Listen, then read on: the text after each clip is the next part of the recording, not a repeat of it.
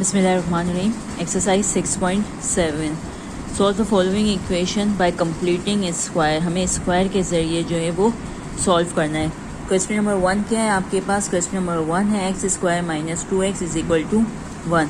हमें जो है वो इसे सॉल्व करना है कंप्लीटिंग स्क्वायर के ज़रिए। सही है। अगर आप इस सवाल में देखें तो यहाँ पे आपके पास एक्स स्क्वायर, इसका मतलब है ये एक ही वैल्यू मौजूद है। अब हमें पता कैसे चलता है कि कौन सी वैल्यू ए की है और कौन सी वैल्यू बी की है? हमें इस तरह से पता चलता है कि ए और बी की वैल्यू हमेशा हाफ हो सकती है। ठीक है, यहाँ पे एक्स स्क्वायर मौजूद है तो क्या एक्स स्क्वायर हाफ हो सकता है? यस। एक्स को एक्स से मल्टीप्लाई करें एक्स स्क्वायर आएगा। माइनस 2x क्या हाफ हो सकता है? नो।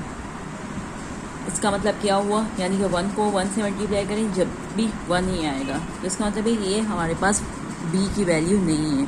इस इक्वल के बाद जो भी वैल्यू होगी वो इसी तरह से रहने देंगे। इसका मतलब है यहाँ पे हमें b की वैल्यू फाइंड आउट करनी है। नाउ अब हम एक्सरसाइज की जानिब मूव करते हैं कि किस तरीके से इसे सॉल्व करेंगे। सवाल है आपके पास X square minus 2x is equal to 1। ठीक, अब हम इसे सॉल्व करेंगे। हमें यहाँ पे b की वैल्यू मिसिंग है जो कि हमें फाइंड आउट करनी है। यहाँ पर हम आते हैं फार्मूले की जानिब। हमारे पास फार्मूला होता है ए स्क्वायर, माइनस की साइन है लिहाजा हमने लिखा A square minus 2ab plus B square. यहाँ पे हमने लिखा 2ab। 2x हमारे पास मौजूद था, हमने कहा ये ए की वैल्यू x है। ठीक है, तो आंसर क्या आया? 2x। बी की वैल्यू क्या है नहीं पता, हमने यहाँ पे क्वेश्चन मार्क लगा दिया है। तो 2x को ऐसे किस नंबर से मल्टीप्लाई करें कि हमारा आंसर 2x ही रहे? यकीनन 1 से मल्टीप्लाई करेंगे तो हमारा आंसर 2x होगा, क्योंकि हम ये बात जानते हैं कि 1 और करोड़ को भी आप 1 से मल्टीप्लाई करेंगे तो सेम आंसर आएगा। तो b की वैल्यू क्या हुई? 1। b की वैल्यू क्या हुई? 1। और a की वैल्यू क्या हुई आपके पास? x।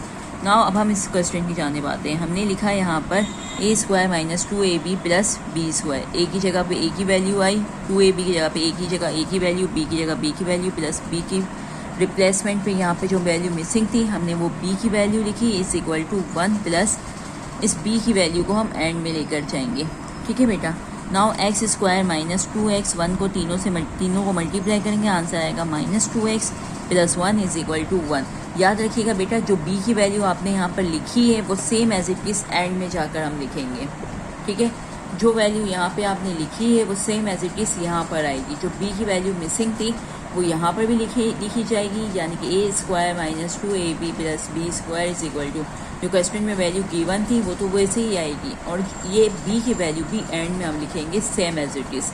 अच्छा, ये 1 इसलिए नहीं लिखा हुआ कि यहाँ पे b की वैल्यू 1 है, कुछ भी वैल्यूज़ हो सकती है। सही है। अगर आप इस एक्सरसाइज के सवालात पे गौर करें तो इस इक्वल के बाद मुख्तलिफ वैल्यूज़ लिखी हुई हैं। ठीक, नाउ अब हम इसको मल्टीप्लाई करते हैं। एक्स स्क्वायर माइनस 2x को 1 से मल्टीप्लाई करें 2x plus 1 is equal to 1। 1 1 ज़ा 1।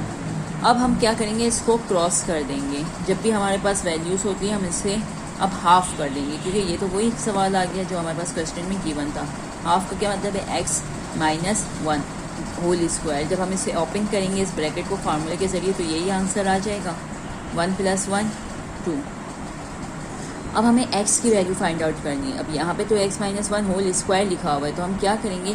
ऐसा क्या करें कि हमारे पास जो है वो ये स्क्वायर ख़त्म हो जाए। तो यकीनन हमारे पास एक रूट की मौजूद है। हम स्क्वायर रूट अगर लगाते हैं तो हमारे पास 1/2 से ये आसानी के साथ कैंसिल आउट हो सकता है।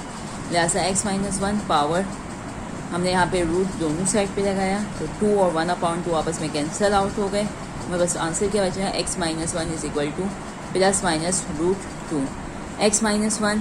अब हम इसको एक दफ़ा प्लस के ज़रिए सॉल्व करेंगे, एक बार से माइनस के ज़रिए सॉल्व करेंगे।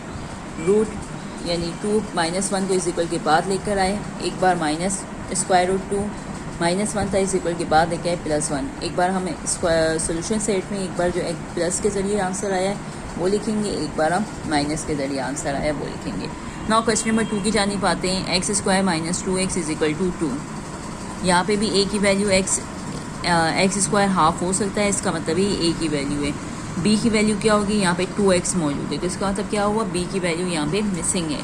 ठीक है, तो हर सवाल में हमारे पास b की वैल्यू मिसिंग होगी। इस इक्वल के बाद कुछ भी वैल्यू हो सकती है। सही, ये इत्तेफाक है कि 1 आ रहे हैं और 2 आ रहे हैं, लेकिन ये कुछ भी वैल्यू हो सकती है। ना अब हम b की वैल्यू फाइंड आउट करते हैं।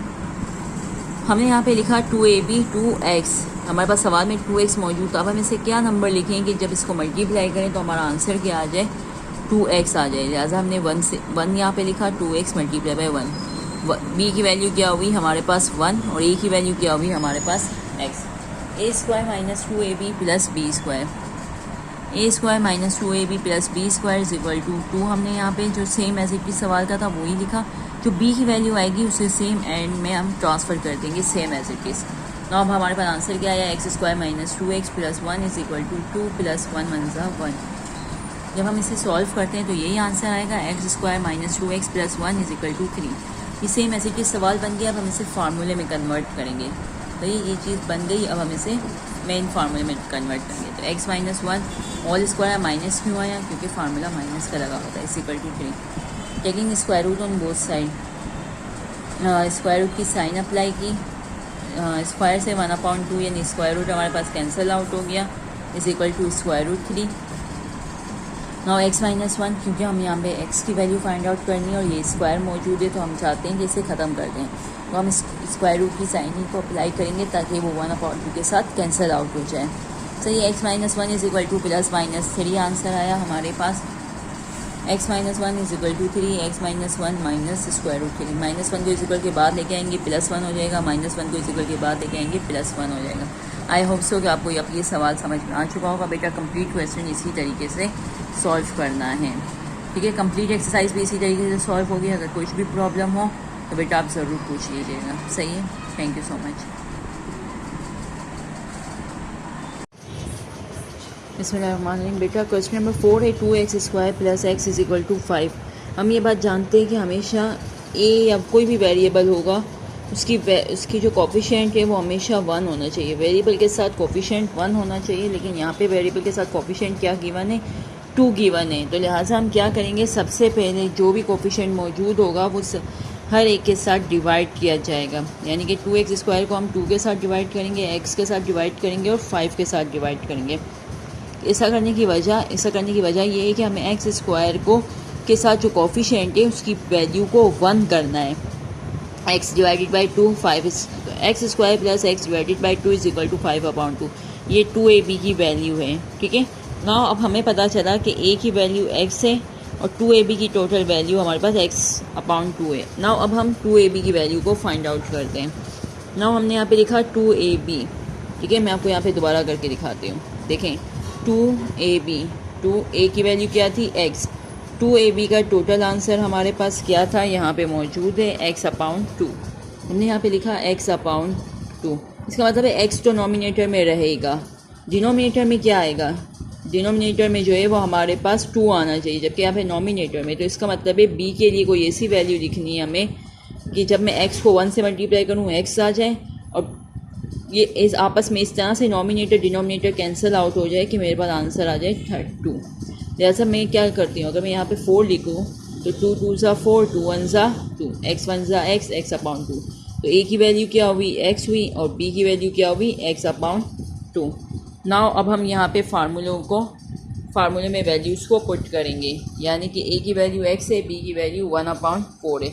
नाउ कंप्लीट फार्मूले में हम इन वैल्यूज़ को पुट करेंगे और जो b की वैल्यू आएगी वो एंड में भी इसी तरह होल स्क्वायर के साथ लिखेंगे। 1 1 ज़ा 1, 4 4 ज़ा 16। अब हम क्या करेंगे, now 2a square plus 2ab plus b square, 2 1 ज़ा 2, 2 2 ज़ा 4, 4 4 ज़ा 16, 4 4 ज़ा 16, 5/2 प्लस 1/16। 2 और 16 का एलसीएम ले लिया, 2 और 16 का एलसीएम लेने के बाद हमारे पास आंसर क्या आया, 16।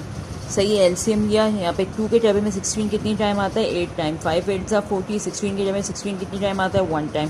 1 1 ज़ा 1, यानी कि 40 प्लस 1, इन दोनों को प्लस क्या आंसर आया, 41 divided by 16। Taking LCM on both side. Now अब हमें इस स्क्वायर को ख़त्म करना है। ऐसा करने की वजह ये कि सोल्यूशन सेट हमेशा x की पावर 1 होती है हमारे पास, ठीक है। हमें ये स्क्वायर में नहीं लेकर आना। लिहाजा हमने क्या किया, रूट अप्लाई किया दोनों साइड पर। जब हमने रूट अप्लाई किया बोथ साइड पर तो ये 1/2 और ये 2 कैंसिल आउट हो गए। नाउ हमारे पास आंसर आया x प्लस 1/4। अब जब हमने यहाँ पे रूट लिया तो 4 4 ज़ा 16, 41 किसी के भी टेबल में नहीं आता है, यानी कि 41 अपने ही टेबल में आता है। लिहाजा हमने रूट लगाया 41/4। अब हमने कैसे सॉल्व करेंगे, एक बार प्लस के जरिए सॉल्व करेंगे, एक दफ़ा माइनस के जरिए। X plus 1/4 is equal to 41/4। इस 1/4 को इस इक्वल के बाद लेके गए, 4 का एलसीएम लेंगे तो 4 आएगा, √4 - 1। ठीक है, ये 1 टाइम का आंसर है। सेकेंड टाइम में लिखा है X plus 1/4 is equal to -41/4। 1/4 को इस इक्वल के बाद लेके गए, -1/4 आया, एलसीएम लिया हमने तो हमारे पास आंसर आया -41 - 1। नाउ हमारे पास ये आंसर है। आई होप सो यहाँ तक आपको समझ में आ चुका होगा।